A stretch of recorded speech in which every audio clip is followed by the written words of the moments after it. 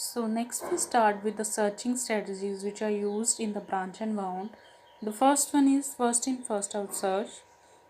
So to explain this, we take the example of the NQN problem.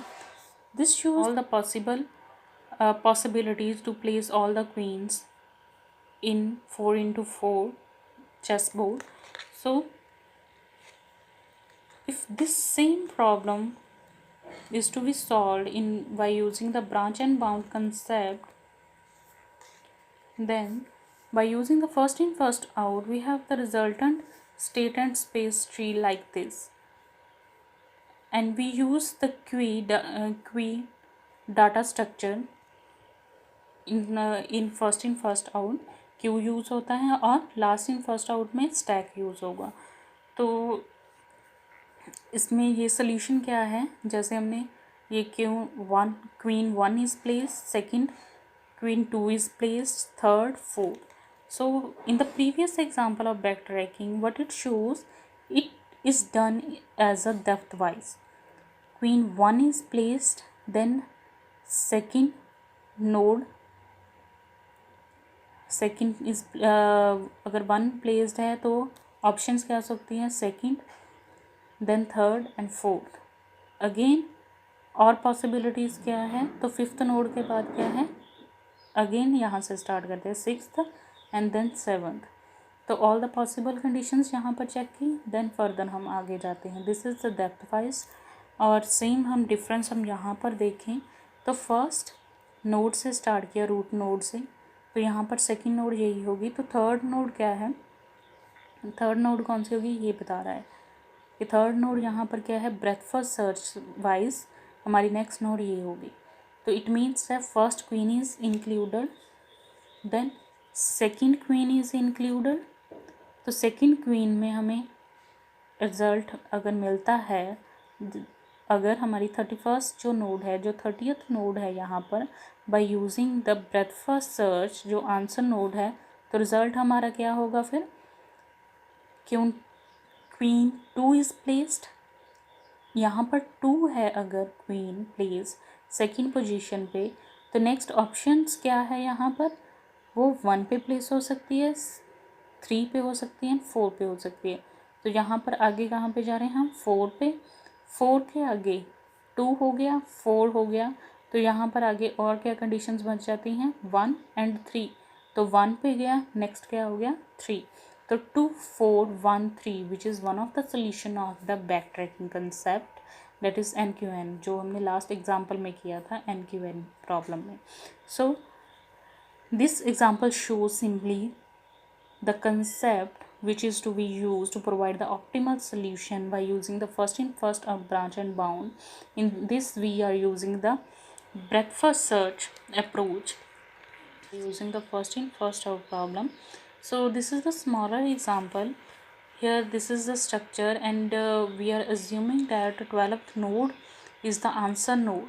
So 12th node जो है वो हमारी answer node है, तो उसके लिए हम फर्स्ट इन फर्स्ट आउट में क्या कंडीशन, यहाँ पर कंडीशंस क्या है NQN के लिए सेम है कि सेम रो में नहीं आना चाहिए, सेम कॉलम में नहीं आना चाहिए, और 2 क्वींस जो है वो डायगनली भी नहीं होनी चाहिए, 2 क्वींस जो है वो सेम रो में भी नहीं होनी चाहिए, सेम कॉलम में भी नहीं.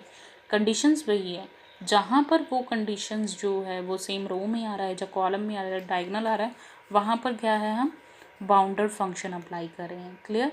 तो बी क्या है, बाउंडर फंक्शन है, और यहाँ पर कंडीशंस पर अगर फुलफिल नहीं होती तो वो बाउंडेड है. तो यहाँ पर स्टेट स्पेस ट्री बना लिया. 12 is the answer node. So to provide which one provide the best solution, तो यहाँ पर क्या है कि first in first out search हम फर्स्ट नोड से स्टार्ट करेंगे. तो ई नोड हमारी यहाँ पर अगर 1 पे गए हैं, 1 के आगे चिल्ड्रंस हमने जनरेट करने हैं. तो now childrens of first node are generator. So E node हमारी क्या है, 1. सो स्टेप 1 में क्या है, 1. नेक्स्ट स्टेप 2 में क्या, ई नोड बिकम्स 1. 1 अगर जनरेट हुई है तो फर्स्ट इन फर्स्ट आउट में क्या है, हम क्यू यूज़ कर रहे हैं. तो इसमें क्या है, फर्स्ट इन फर्स्ट आउट, जो पहले आएगा वही पहले जाएगा. तो 1 आया तो 1 ही पहले डिलीट होगा. तो ये क्या है, one root is deleted from the queue and their children are inserted 2, 3 and 4. now first in first out के हिसाब से पहले 2 आया, तो 2 के आगे हमने क्या है, चिल्ड्रंस जो है वो इंक्लूड करने हैं, विच मीन्स डैट हम अब हमारे पास ई नोड क्या है 2, तो 2 के आगे चिल्ड्रंस कौन कौन से होंगे 5 and 6, तो 2 is deleted from the Q, the list becomes 3, 4, 5 and 6. 5 and 6 are the childrens of the root 2. So next third step में क्या है, नेक्स्ट स्टेप में क्या है कि next delete an element from the queue and considering it as a E node, that is E node क्या बन गया अब 3 क्या है ई नोड, इसके चिल्ड्रन क्या है 7 and 8 विच आर बाउंडेड, सो जो बाउंडेड है उसे हम यहाँ पर क्यू में इंसर्ट नहीं करेंगे, then these are discarded from the list, so the next queue जो बन जाएगा वो क्या बन जाएगा 4, 5, 6, नेक्स्ट वाले इंक्लूड ही नहीं होंगे 7 and 8 क्योंकि वो बाउंडेड फंक्शन है, तो नेक्स्ट अगेन क्या है 4 बिकम्स द ई नोड, तो 4 में क्या है आगे, 4 में आगे क्या है 9, उसका चिल्ड्रन एक 9 है which is bounded, so this is also discarded, so 9 is not included, so the list becomes 5 and 6. Next again क्या है 5 बिकम्स द ई नोड, तो 5 अब ई नोड बनी तो इसके भी चिल्ड्रन क्या है बाउंडेड फंक्शन यहाँ पे अप्लाई है, 10 and 11 are not included in the list, so next last one is the 6 में क्या है 12 is the answer node which satisfy the conditions of the problem which is the answer node, so the search terminates here, this provides the final result. So this is the full explanation of the first in first out branch and bound problem. Next one is the last in first out search, in which we use the stack data structure. Initially the stack is empty, same example is here, so we are using the same breadth first search here and we are using the stack instead of queue. तो first से start करेंगे, last in first out में क्या है जो last में आया वो पहले जाएगा, तो पहले 1 इंसर्ट हुआ, देन उसके चिल्ड्रंस कौन से हैं 2, 3, 4, तो 2, 3 and 4 को हम इंसर्ट कर देंगे, तो 2, 3, 4 को इंसर्ट करके लास्ट में कौन सा है 4, तो उसके बाद 4 को डिलीट करने के बाद अब ब्रेथ फर्स्ट सर्च में यूज़ कर रहे हैं, तो नेक्स्ट एलिमेंट या नेक्स्ट रूट कौन सा यूज़ होगा, तो नेक्स्ट एलिमेंट कौन सा इंसर्ट होगा 5, तो 5 अगर इंसर्ट होगा तो 5 के आगे क्या है, नेक्स्ट क्या है इसमें आगे क्या है 10 and 11, तो 10 and 11 से पहले कौन सा होगा 6, सो ऐसे ही हमारा जो हमने फर्स्ट इन फर्स्ट आउट में किया सेम हम लास्ट इन फर्स्ट आउट में करेंगे, बट इसमें क्या है हम स्टैक यूज़ कर रहे हैं, स्टैक में भी क्या है ब्रेथ फर्स्ट सर्च ही यूज़ करना है, एलिमेंट्स इंसर्ट करते जाना है, पुश एंड पॉप अप्लाई करना है, तो पुश एंड पॉप अप्लाई करके हमारे पास सीरीज़ जो ऑर्डर आता है वो आता है 1, 2, 5, 10, 11, यहाँ पर 4 क्यों नहीं इंसर्ट, 4 यहाँ पर जो है वो पॉप होके यहाँ पर क्या आ गया 5, तो 5 के बाद क्या आएगा अब 5 अब टॉप में है, तो टॉप के बाद उसके बाद क्या आएगा 6 के बाद क्या आएगा 7, 8 and up to so on, push and pop apply करने के बाद हमारे पास टोटल जो ऑर्डर आता है वो आएगा in the form of 1, 2, 5, 10, 11, 6 and 12, so the best result is 1, 2, 6 and 12. So the third one is the least cost branch and bound search, in which we are using the ranking function or the cost function which is denoted by CCAP-X. It is generated the childrens of the E node among these live nodes and select a node which has the minimum cost.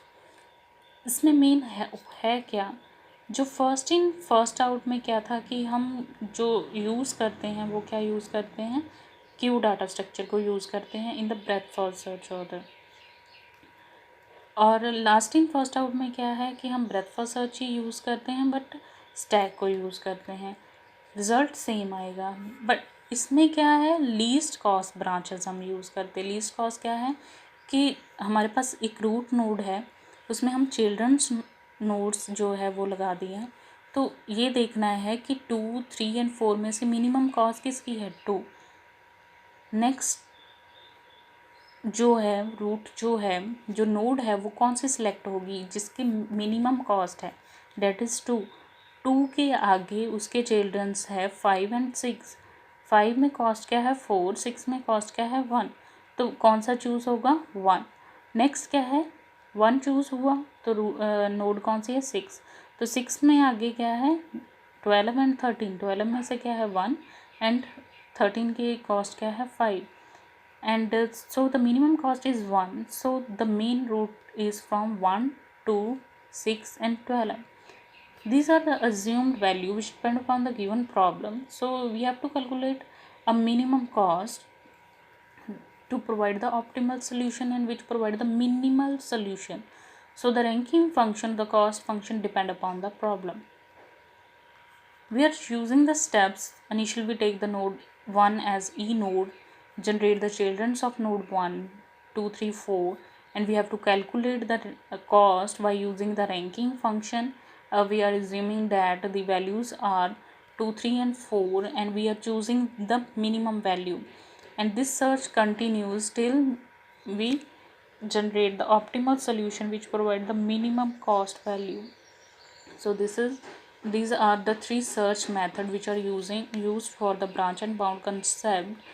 So there are some applications. One is the traveling salesperson, which use a least count branch and bound solution. 0-1 knapsack problem, which uses the least count branch and bound, first in first out, last in first out, also job sequencing problem.